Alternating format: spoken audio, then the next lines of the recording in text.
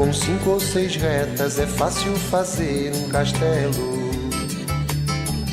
Com o lápis em torno da mão e me dou uma luva. 6 minutos, comenzamos la semana hoy recibiendo al contador Luis Freda, docente de la Facultad de Economía, de Ciencias Económicas y Administración, el nombre correcto, que está con nosotros esta mañana y se vino además armado, prácticamente una clase, podemos decir esto, con un resumen, un punteo, esquema, como le quieran llamar, que estén atentos, los invitamos a que se sumen los que puedan al canal en YouTube de la 36 Radio Centenario para ver esas placas que nos trajo Luis, que ayudan un poco a ordenar lo que queremos conversar con él, con el título que él ponía de Un gobierno arropado por los organismos internacionales, el papel del ministro Odone. Nada más y nada menos. ¿Cómo andás, Luis? ¿Cómo andás, Hernán? ¿Todo bien? Bien, bien.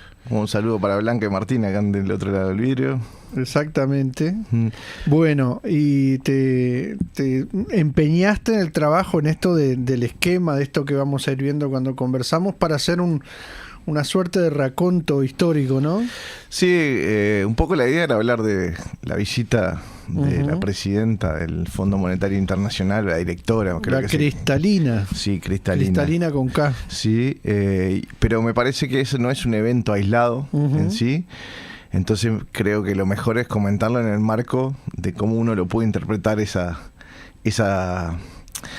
llegada y esas declaraciones que no son espontáneas, ¿no? Son una línea y mensajes o señales a ciertos lugares, ¿no? Claro. Entonces, pero que nos dijo que estábamos bien, que por eso no había venido antes, ¿no? No sé, eso creo que es como anecdótico, lo mismo que lo que ella pueda percibir del Uruguay, lo que pueda haber visto ella es una tabla con números, ¿no? Seguro. Porque no conoce la realidad uruguaya y es como la economía. La economía, yo siempre digo, es como un paciente. Tiene algunos análisis clínicos que pueden ser estadísticas, etcétera, que no tenemos todos, ¿sí? Y otro que es lo que el médico conoce, la vida, la trayectoria, el sentir, claro.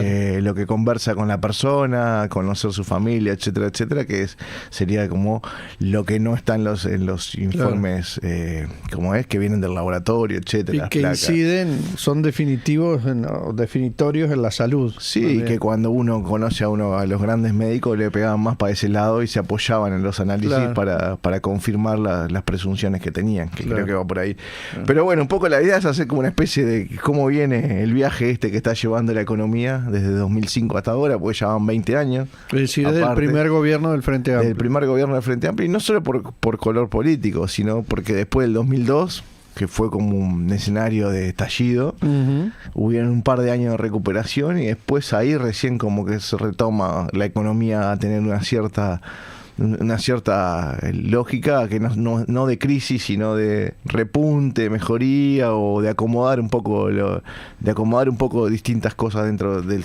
sector económico, porque un tema de crisis es que reina el desorden, el caos, las variaciones inesperadas, etcétera, etcétera.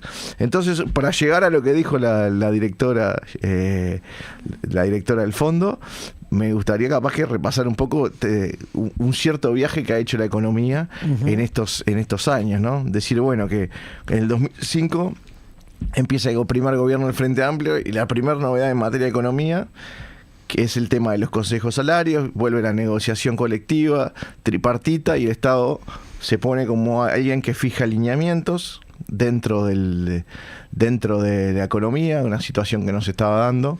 Entonces creo que eso tuvo un impacto, o por lo menos ilusionó a un montón de gente, ¿sí? Tuvo algunas cosas que tenemos que reconocer que tuvo un impacto relativamente bueno, que le dio otra actividad al tema gremial, a la asociación de trabajadores. Los trabajadores pudieron encontrar ciertas mejoras en cuanto a su salario, entre ellos los públicos.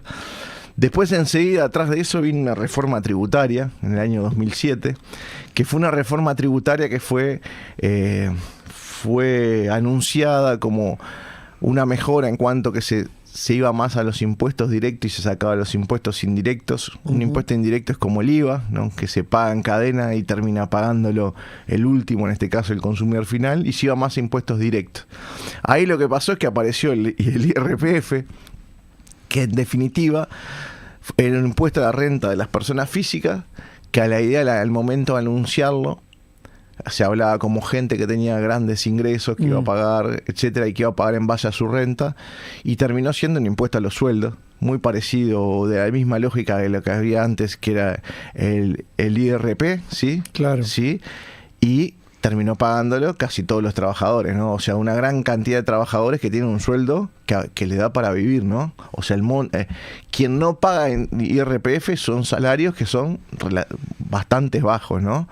Precisamente los que se podría castigar más a los más altos, eso quedó... Ahí va, y te hablan de un tema progresivo, etcétera, pero los sueldos más altos y las personas con mayores ingresos tienen otra forma de poder pararse mejor frente a la tributaria.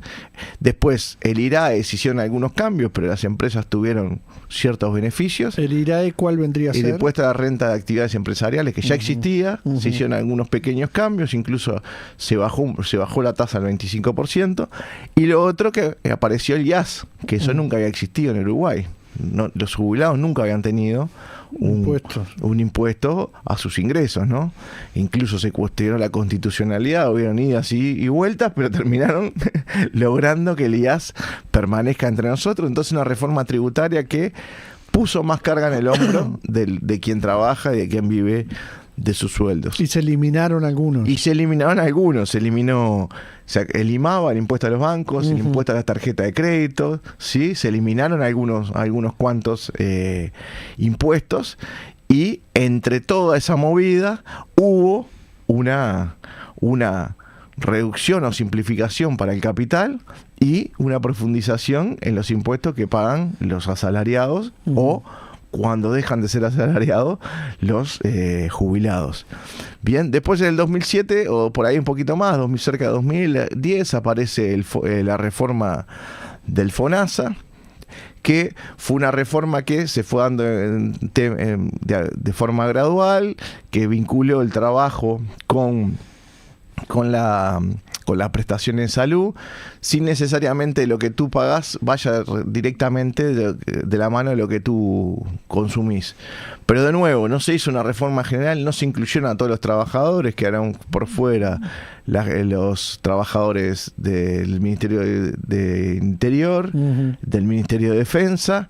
Ese ingreso fue gradual, y también pasó que es un sistema que es muy ineficiente, porque tiene primero, no hay un buen control del gasto, hemos tenido problemas en las mutualistas, lo estamos viendo hoy por hoy. Control del gasto del dinero que reciben las mutualistas por Sí, porque todos sabemos que se pagan sueldos desorbitantes, que hay mucha tercerización de servicios, hay cierta ineficiencia, y también una ineficiencia grande en el sistema que no se ha corregido, es que se aporta al sistema por más personas de las que realmente lo usan, porque hay un tema de doble cobertura, y eso no se ha corregido cuando es un tema que se puede corregir fácilmente, y no se ha ido a fondo con incluir a todo el mundo dentro de un mismo sistema, y se respetan sistemas paralelos como el policial, el militar, y también algún tema que tienen las intendencias con sus propios empleados.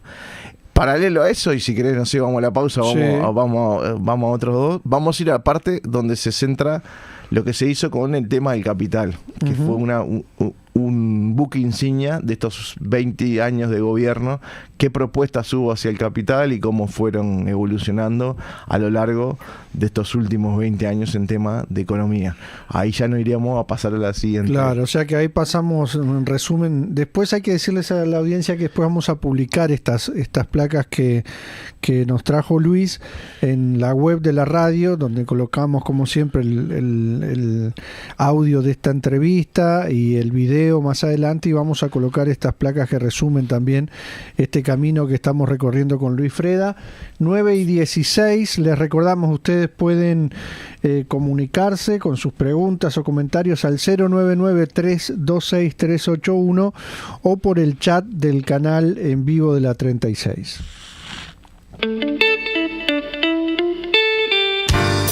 Transmite Radio 36, Centenario, de Montevideo, Uruguay. Una radio imprescindible, porque nos da ánimo siempre.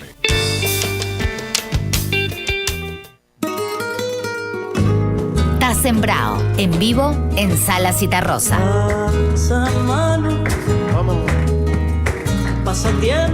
Sembrao, el colectivo de artistas flamenco del Uruguay, presenta en vivo su primer álbum, Flamencos Cantan Uruguay.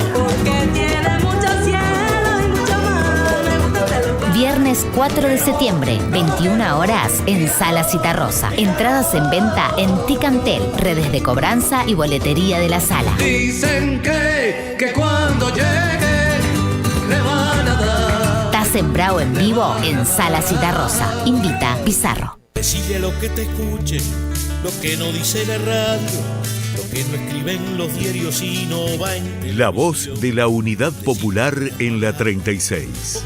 Cada lunes a las 5 en punto de la tarde, promoviendo la voz de la izquierda que lucha. La voz de la Unidad Popular, aquí en la 36. Boca a boca va llamando a despertar.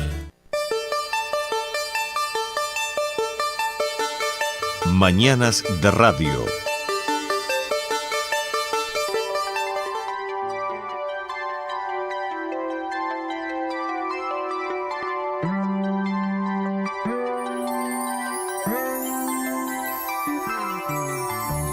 Numa folha qualquer eu desenho sol amarelo. 9:18, seguimos con Luis Freda en este recorrido, muy esquemático, por supuesto, por los tiempos recorridos de la historia de la economía de estas horas, de estos años, a partir de la visita de estas horas de la directora gerente del Fondo Monetario Internacional, tomando como pretexto esa visita, Luis, y vamos al segundo esquema, o la segunda plaga que nos planteabas en este tren de las reformas económicas, ¿no?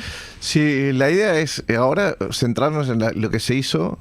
¿Cuál era la idea de por dónde venía el juego, la historia de cómo la economía se pensaba que iba a funcionar?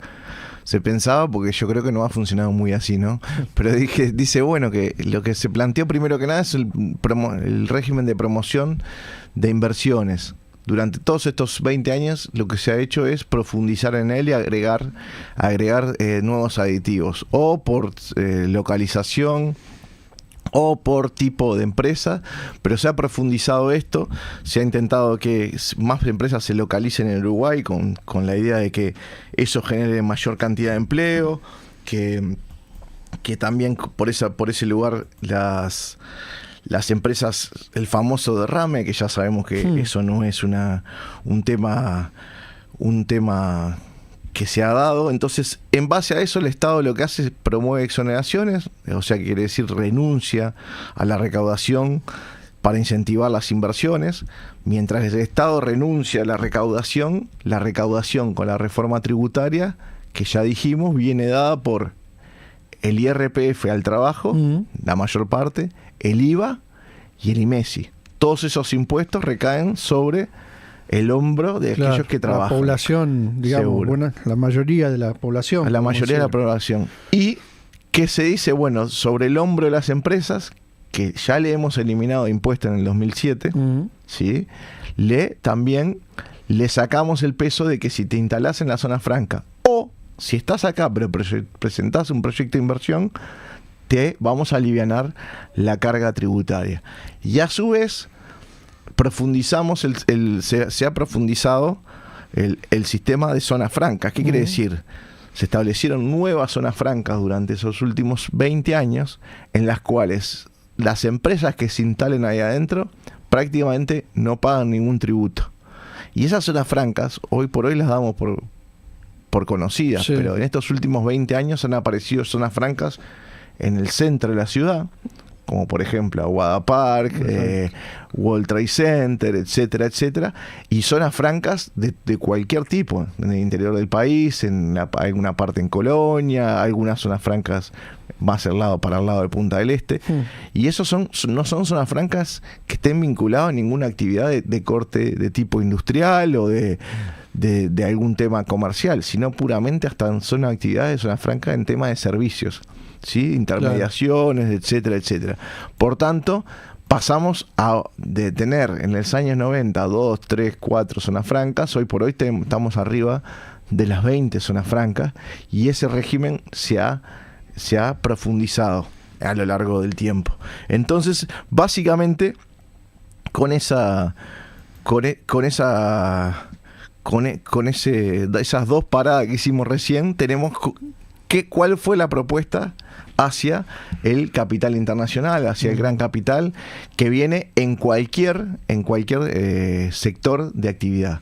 Pero ahora nos vamos a meter en una tercer placa, ¿sí? Sí. Que es una placa que viene dada por... Una cosa, Luis, de esto. Sí. Yo no tengo presente cuánto representa en lo que recauda el Estado, digamos en porcentaje, lo que recauda por el IVA, ¿no? Y el IVA es el principal, sobre todo, ¿no? Es el principal impuesto. Y deja, bueno, en estos días o por ahí vi alguna cifra de cuánto dejó de recaudar en el 2025, pero cuánto pesa cada uno entre lo que dejan de recaudar por este sistema de promoción de inversiones o zonas francas, y cuánto recauda en números, digo, por el IVA, ¿no? ¿Cuál pesa, cuál cifra es? ¿Cómo están de comparación esas cifras? Esa cifra no la tengo. El IVA es un impuesto impresionante, ¿no? Sí, Es grande. claro. Porque lo pagamos ahora en cada momento que pasa, alguien está pagando IVA, ¿no? Claro. Alguien que está comprando algo.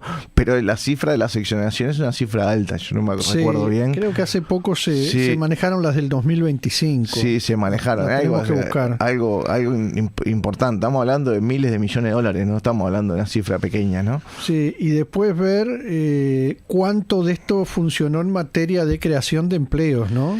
Porque eso es la bandera de esto. Ahí va, pero el tema de esto que hemos visto, muchas de estas que ya han venido, usado el beneficio y se han ido, ¿no? Uh-huh. ¿Se acuerdan a mediados de este año o a final del año pasado? ¿Se acuerdan de una importante empresa que estaba en World Trade Center, que había venido aquí y hizo un plan de retiro de personas?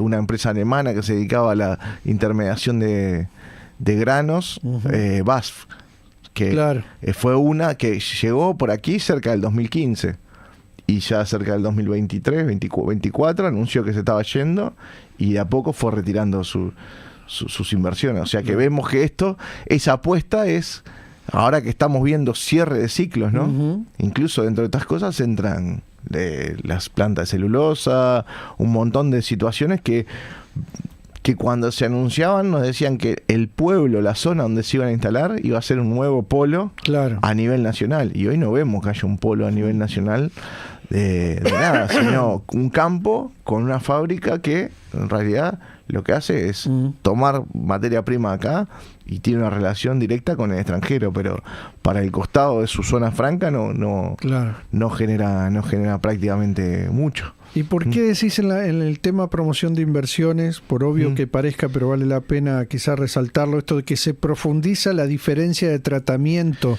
entre sectores y empresas? Y porque eso es como una cosa que se parte.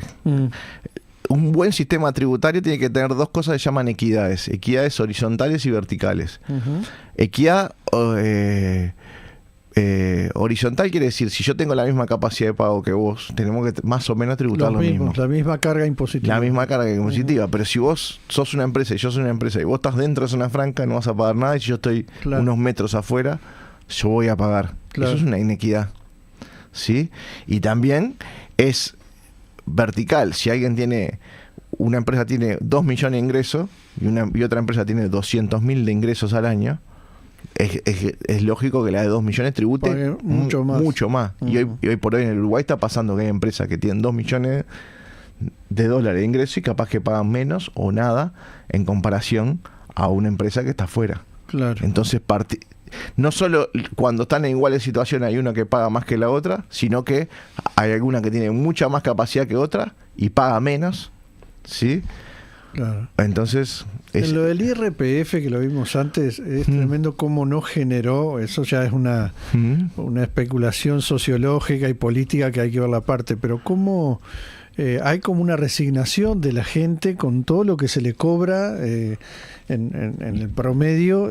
No genera una causa de protesta así, ¿no? Hay reclamos de distintos tipos, pero por ese impuesto no se ha generado mucha reacción a nivel de la gente, ¿no? Y aparte, y lo otro que se ha encontrado primero la gente no reacciona, que es rarísimo, y se ha generado una forma que todos los años te hacen como un pequeño ajuste de tuerca, sí, que a poquito te van como masijando de a tuercazo, ¿no?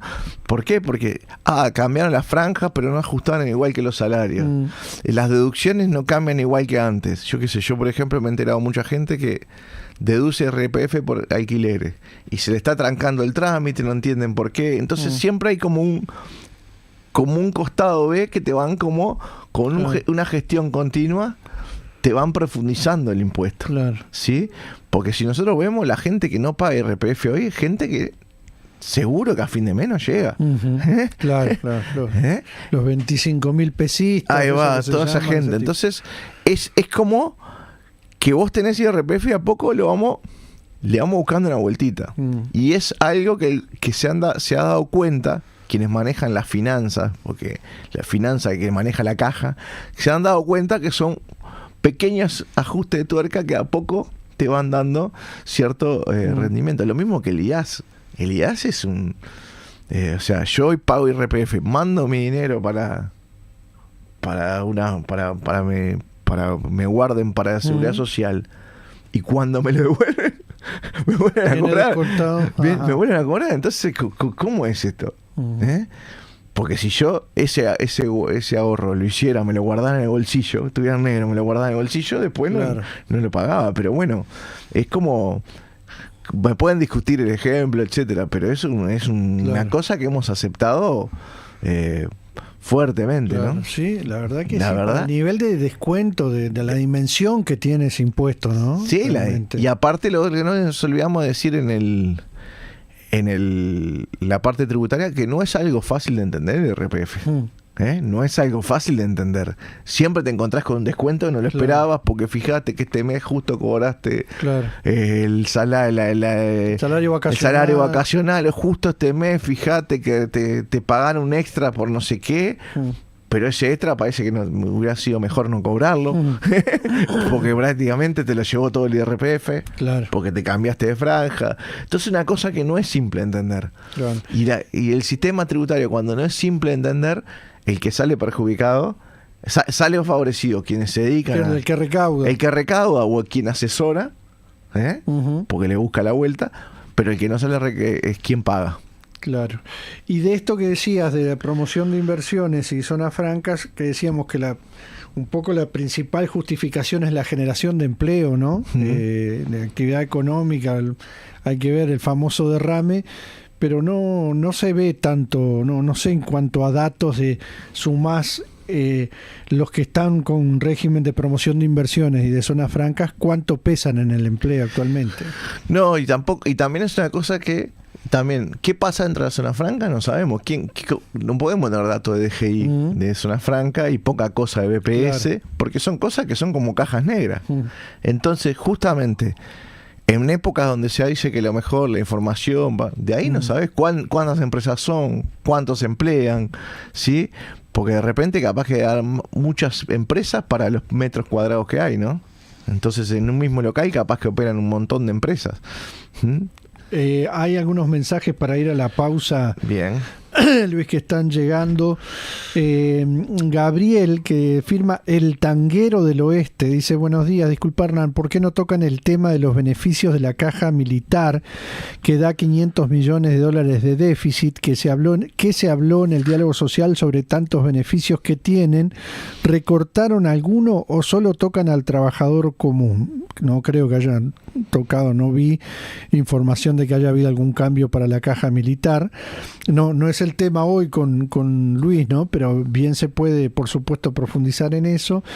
Gabriel de Santa Catalina: atento a la clase del profe, dejé los apuntes para el repaso de la grabación. Buena didáctica sobre temas súper necesarios. Abrazo a ambos, dice Carlos Amir. Cacho de La Teja dice: buenos días, el impuesto a los jubilados, sea IRPF o IAS, ¿quién lo inventó? ¿Los militares o la calle? Antes no pagaban impuestos los jubilados sobre su jubilación, dice Cacho de La Teja. Y Gabriel de Canelones dice: el FMI dijo algo como: ustedes están muy estables y saneados económicamente, así que venimos a darles mucha plata prestada a intereses, dice Gabriel. Bueno, no sé si hay algo de esto que quieras comentar. No, impecable. Vamos arriba. Vamos. Hacemos la pausa y venimos con otra placa, otro capítulo de este recorrido.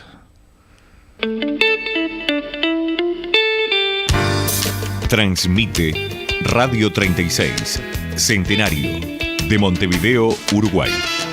Una radio imprescindible, porque nos da ánimo siempre.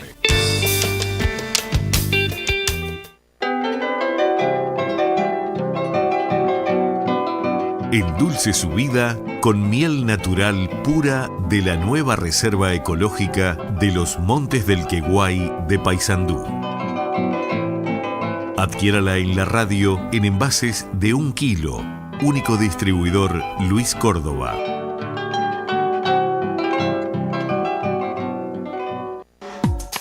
El plan perfecto para el 24 de agosto existe. Viví una fiesta como las de antes en el Parador Suri de Quillú. Entrada gratis, barra de precios accesibles y mucha diversión en un ambiente familiar. Asegura ya tu lugar por WhatsApp al 099-120-064.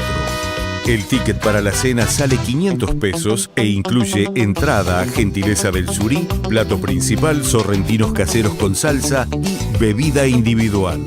Vení a disfrutar una noche inolvidable en un salón climatizado a leña. Decirte al oído tantas cosas preciosas que estoy sintiendo por ti. La música la ponen en vivo Seba Olivera y Emi Cicero, con un repertorio que recorre todos los géneros. El DJ Gorgo musicaliza toda la noche con los éxitos de todos los tiempos.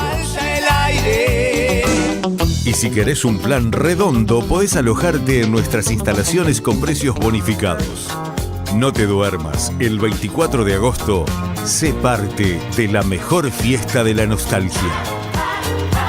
Consultas y reservas por WhatsApp al 099-120-064.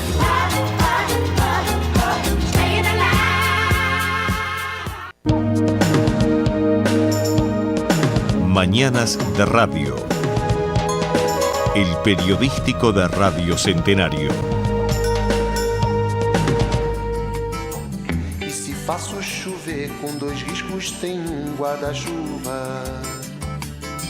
Se pinguinho de tinta cai num pedacinho azul do papel. En este recorrido que estamos haciendo con Luis Freda en este lunes, muy rápido, por supuesto, cómo ha sido el proceso de la economía desde el 2005, ingresamos a una tercera etapa, Luis, que refiere a cambios institucionales, ajustes y riesgos futuros. Ahí va, bien, viste que metimos un flotito. Bueno, entonces, vamos a empezar que también veníamos haciendo el recorrido, ¿no? Recién tuvimos la parte más vinculada directamente a la instalación o a incentivos a las empresas. Ahora vamos a ver a uno que es cambio institucional, pero es un incentivo a las empresas que es, justo en la placa esa no está, pero es la bancarización obligatoria. Eso también después nos olvidamos, porque ¿qué nos pasa? Lo que hablábamos del IRPF, pasa un tiempo y asumimos como que eso siempre estuvo en nuestras vidas, ¿no? Claro. Y hoy por hoy tenemos la bancarización obligatoria. La bancarización obligatoria que, por ejemplo, obliga al pago de salarios directamente de forma a través de transferencias vinculado a una institución bancaria, achica el uso de efectivos, ¿sí? Y promueve un control financiero fuerte. Y a su vez, nosotros le dijimos a los bancos: tenemos todos estos clientes para ustedes. Claro. Y los bancos no son muchos. Los bancos le dimos a un oligopolio. Oligopolio cuando hay pocas empresas. Le dimos a un oligopolio más clientes. A 6 bancos le dimos al República y 5 privados. Y 5 privados. Y a su vez al República tratamos de con distintas gestiones de los propios representantes de los gobiernos, tratamos de la República, no lo promovimos, sino que le acotamos, le quisimos cortar sucursales, le pasamos cierta parte a las redes de cobranza. Como denuncian los trabajadores de AEU, ¿no? Tercerizamos servicios, etcétera, etcétera. Y pese a eso, igual la gente es en el banco que más confía, ¿no? Porque sigue depositando su dinero en el Banco República. Entonces le dimos a los bancos privados, todos estos clientes, un mayor control financiero. Y era de esperar que frente a eso, ¿qué ocurriera? Si la economía funcionara como los modelos que nos presentan los promotores de estas cosas, ¿qué sería de esperar? Los bancos tienen más dinero, el crédito... Que creciera el crédito. Creciera el crédito porque hubiera mejores condiciones para el crédito. Claro. El banco sabe todo de vos, ¿no? Sabe todo lo que ganás. Claro. Entonces tiene mayor información. Sería que el crédito mejorara, mejores tasas, mejores condiciones para el crédito y esto. Y bueno, yo quiero ver si hay algún oyente que me escribe que si mejoró las condiciones para el crédito, mayor promoción del crédito para la vivienda, etcétera, etcétera. Esas cosas... lamentablemente no se dio ese resultado. Luego vino la ley de urgente consideración. 2020, en el año de inicio del gobierno de la calle Pou. Ahí va. Y ahí en la ley de urgente consideración tenemos un par de hitos. Uno de ellos, algunas restricciones al tema de medidas sindicales o de formas de exponer por parte de los trabajadores sus discrepancias frente a sus condiciones de trabajo, ¿sí? Y lo que pasa... se dieron menos, se restringió la acción sindical, y a su vez hay una cosa que está en la ley de urgente consideración que no se ha usado mucho, es que se habilita a la venta de parte de los paquetes accionarios de empresas públicas que funcionen bajo el derecho privado. Claro. Que hay unas cuantas, no se ha utilizado, pero sirvió una mesa. Sirvió una mesa y hay algo que está ahí, y si se puso es para algo. Claro. Nadie pone ese tipo de habilita esa cancha para después no utilizarla. Yo creo que no se ha encontrado ni el contexto ni el viento que la lleve a llevar adelante eso. Después de eso tenemos un tema que se vino conversando y se efectivizó ahora, es el tema de la desindexación salarial, ¿no? Una cosa, de esto de la ley de urgente consideración que vos marcás. Dale, también. Bien. Se flexibilizan reglas para empresas e inversiones, más allá de la ley de promoción de inversiones. Estamos hablando de un incremento de ese tipo de... Seguro, sí. Incluso tema de los alquileres, ¿no? Tema tema también de las prescripciones. Hubo un montón de situaciones que se han se han flexibilizado mediante a través de la LUC. Claro, y se reducen instancias de control y participación también, que son cosas no menores. No menores, bien. Después seguimos con ¿cómo es? La desindexación salarial. Sí. ¿Qué pasó con esto?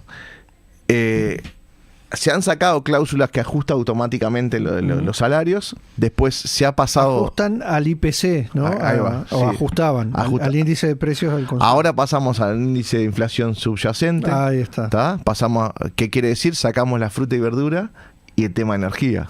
¿Por qué? Porque en el mundo de la energía es un sector cada vez más volátil. Entonces, ¿qué dijeron? Si hay esta volatilidad, ¿a quién se la pasamos? Claro. Se la pasamos al trabajador, la empresa no lo asume, ¿sí? Y entonces es cuestión de que se ajusta en base a inflación esperada, y a medida que puede pasar que nos ajustemos los salarios en base a inflación esperada, y después la inflación pega una subida, que hay chance de que eso pase, existe probabilidad de que eso pase, y vos ya ajustaste tu salario. Y después puede ser que esa inflación suba, pero no sea por la inflación que te ajustan a vos, sino que suba por tema de frutas y verduras o tema de energía. ¿Y eso a qué te puede llevar? Te puede llevar a que vos tengas una pérdida de salario. Vas perdiendo capacidad de compra. Bien, entonces eso también se introdujo ahora. Y lo otro que tenemos más que claro, pero lo vamos a decirlo de vuelta, es el tema de la reforma jubilatoria, que la dejé para el final. ¿Por qué? Porque la reforma jubilatoria se ha aumentado la edad, los años de trabajo, la edad para jubilarte. Exacto. ¿Sí? O sea que de un día para el otro personas que promueven o discursos que promueven que no se cambien las reglas a gente como yo que está trabajando, de un día para el otro le dijeron tenés que trabajar 5 años más. Y eso, si no es un cambio de regla, ¿qué es? Y no solo eso, se profundizó el régimen de promoción de ahorro individual vía las AFAP, y se consolidaron las AFAP. Las AFAP están más consolidadas que antes, y es más, se le quiere dar más posibilidad de invertir en mayor cantidad de activos. Bien, entonces, frente a eso se habló de que iba a haber un diálogo social donde esas cosas se iban a revertir, ¿no? Y hoy por hoy nos damos cuenta que de ese diálogo social, lo que se va a llevar en práctica, prácticamente, real, no hay nada. ¿No? Y entonces, frente a toda esta situación que hemos narrado, y ahora sí vamos a llegar a lo de a las declaraciones de Georgieva, ¿no? Sí, sí. Es decir, que esto llega en un momento ideal, lo de Georgieva. Es donde la fuerza o el partido que llevó adelante el gobierno y promovió un diálogo social, hoy por hoy no está cumpliendo con lo supuestamente acordado. Yo no participé del diálogo social, pero quienes participaron dicen que no fue lo acordado. En particular el tema FAP, seguro. En particular el tema FAPS no fue lo acordado, o sea que se optó cumplir con el sector financiero. Sí, que ni bien se conoció que estaban acordando en el diálogo social esto de crear un organismo que gestionara las cuentas, ¿no? No retirarle la plata para las AFAP, sino que eso seguía, pero y se supo que eso ya saltaron las AFAPs planteando que eso era, se habló hasta de estatización, ¿te acordás? Sí, en fin, y el gobierno generó un diálogo especial aparte con las AFAP del que salió esto, ¿no? ¿Y quién? ¿Y para dónde tomó para dónde giró la? Claro, hacia las AFAP, para mantener tal como estaba la cosa, ¿no? Entonces, frente a esa situación y que dio esa vuelta de volante hacia un lado, el gobierno optó por un lugar, ¿no? Exacto. Ahí yo lo llamo, tuvo como una curva peligrosa, ¿no? Dobló para ahí, aparece Georgieva. Exacto. ¿Qué viene a decir Georgieva? Georgieva vino a señalizar el mercado, vino a decirle: lo que se ha hecho está muy bueno. Está muy bueno todo esto que hemos relatado. Todo la estabilidad macroeconómica, la disciplina fiscal, todo eso. Toda la reforma que hicieron para que paguen a los trabajadores, también el tema de que extender la edad jubilatoria, privilegiar el sector financiero, ¿no?, con la SAFAP y con la bancarización obligatoria, etcétera, etcétera.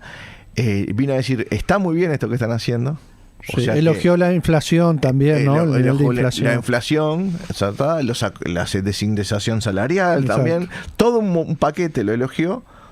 ¿Por qué? Porque se dio una curva para el lado del sector financiero, vino a elogiar a quien pegó esa curva, y vino a darle señales, porque yo me imagino que en el plan de la fuerza política que gobierna no estaba darle la espalda a lo que salió de su diálogo social, porque fue promovido por... Sí, claro, era la alternativa. Para no apoyar el plebiscito dijeron que se iba a hacer un diálogo social. Y ahora, después que el diálogo social, le dan la espalda al diálogo social, o sea que no era ninguna herramienta se venía bien, ¿sí? Y a su vez decir, esto es por donde va bien. Y no solo eso, doblaron para el lado que tenían que doblar y ahora tienen que ir más rápido en el tren. Porque le dice, sean más audaces. Más audaces. Tengan coraje o más coraje. Ahí va. El más audaces, ¿por dónde vienen? Porque el Uruguay lo están usando como un banco de prueba para un montón de cosas. Fuimos los primeros en la reforma de la seguridad social. Promovimos la desindexación salarial de primera mano. ¿Tá? Somos los primeros en tema de beneficio a las inversiones. Bien. Y ahora, sean más audaces. Yo lo ato mucho con lo que está en la LUC, que se puede abrir las empresas públicas, lo que salió una vez Sánchez de colgado, salió de la nada, salió en un concierto de ópera a cantar rock and roll, se escapó del pelotón y salió con eso, ¿sí? Entonces, y también al tema de la desdolarización. ¿Por qué siguen insistiendo con eso? Porque precisan que le funcione más instrumento de política monetaria, que quiere decir que ellos puedan, a través del control de la inflación y a través de ciertos cambios poder licuar los déficits que tienen. ¿Cómo licúo el déficit? Si yo hago subir la inflación, o la inflación sube y tu salario no está atado a la inflación, vos cada día que vas a pagar IVA vas a pagar un poquito más de impuestos. Claro. Y yo mejoro mis cuentas. Claro. Si vos, en cambio, vos tenés te prendés más al dólar, mi forma de manejar la inflación pierde efecto, porque vos te resguardas en el dólar. Exactamente. Entonces, por ahí viene la mano, y ahora están con gente que ya vemos que desde fuera marcan la línea política económica. Ya vemos que desde fuera pusieron a quien conduce el Banco Central, ¿no? Un tipo sin vivir en Uruguay, lo único que tiene es la cédula uruguaya, ¿no? Sí. Y Tolosa. Y vino de un organismo internacional. O sea que desde ahora en más vamos a estar frente a una política económica que cada vez va a estar más lejos de lo que puede ser algo con corte del lado de los trabajadores, la gente. Sí, creo que los progresistas ahora lo van a llevar más para un lado más para un lado centro derecha que otra cosa. Claro. Luis, vamos a redondear con algunos mensajes rápidamente. El IRPF lo creó la reforma tributaria del ministro Astori en julio de 2007, y lo creó la ley 18.314 de julio de 2008, con Astori como ministro también de Economía. Se eliminó el IMABA en el 2007, dice Julio de Malvin, cosas que mencionamos contigo, ¿no? Y en los mensajes dice, Analía de Piriápolis, a ver si puedo leer rápido. Uno escucha esto y no es que me asombre, a mis 50 años ya conozco el final del cuento porque lo he padecido, así que insisto en mi profundo desagrado por el PIT-CNT, Zunca y todos los pseudo gremios hoy día ya prostituidos de hace décadas, porque me van a decir que esto no merece discurso de medidas gremiales, difusión, concientización. Por eso yo que desenmayo pescado acá en el puerto de Piriápolis, cuando alguien me comenta, che, y no tienen nada, laburan en negro, qué bravo. Sí, hermano, hace rato que me roba el Estado. ¿Te pensás que me voy a quemar por trabajar en negro? La realidad que hay, hasta bien me siento de no aportarle nada, manga de verdaderos delincuentes, el Estado tan preocupados por la inseguridad, y el Estado ha sido la peor mafia corrupta y peligrosa que conocí. Mis patrones de la barca laburan como nosotros y son muy buena gente. Si será paradójico el tema, abrazo y gracias a ustedes como siempre. Gracias al profe, y agregar en la primer placa tributaria el terrible cambio de Astori, el patrón de 15 a 7,5% los aportes patronales, ¿no? Es verdad. A 15%, y del 7,5 a 15% los asalariados. Es así, dice Gerardo, promesas rotas del fraude angosto. Cacho de la Teja dice, ¿por qué cierran tantas fábricas o empresas que se van? Más impuestos, dólar, sueldos altos con otras partes, dice Cacho de la Teja. Serrana, que te pregunta por lo menos rápidamente, Luis, los municipales de Canelones no están en el FONASA, no hacen aportes. ¿Qué opina el contador? ¿Es así en todas las intendencias? Te pregunta. Eso sí, capaz que lo dije medio rápido. Las intendencias se mantienen un régimen especial, donde tienen acuerdo con la intendencia y se lo respetó. Entonces se quedaron un montón de sistemas aislados, y por eso hay doble cobertura. Porque si esa persona está casado con una persona que trabaja privado, el hijo va a estar por FONASA y también va a estar por la intendencia. Claro. Entonces así pasa en todas las intendencias. Gracias, Fredo, un análisis muy claro. Nunca hubo diálogo social, nos siguen llegando rubias y les abrimos la puerta, dicen, parafraseando La maldición de Malinche, y el pueblo sigue embromado. Misma canción, nueva versión. Despertaremos algún día, dice Walter. Miriam dice, buen día, compañeros, un agradecimiento y felicitaciones al contador Luis Freda por la claridad que da en todo lo que expone. Y Beatriz dice, buen día, compas, qué difícil está resultando sacudirnos las AFAP de encima, y con qué facilidad nos las amparon sin consultar a los trabajadores a prepo, con una banda de promotores que te correteaban y te perseguían por la calle, casi prometiéndole el cielo si te afiliabas, y con qué facilidad también disponen del dinero de los trabajadores y lo colocan donde se les antoja. Ahora parece que lo van a prestar al casmo, imagínense, no quiero ni pensar, da para para calentarse, por lo menos abrazo, dice Beatriz. Bueno, muchos mensajes que entraron Levantá al final. Polvareda. Gracias, Luis. Vamos arriba, muchas gracias a todos. Y estas placas van a estar en la web cuando pongamos el audio de esta nota.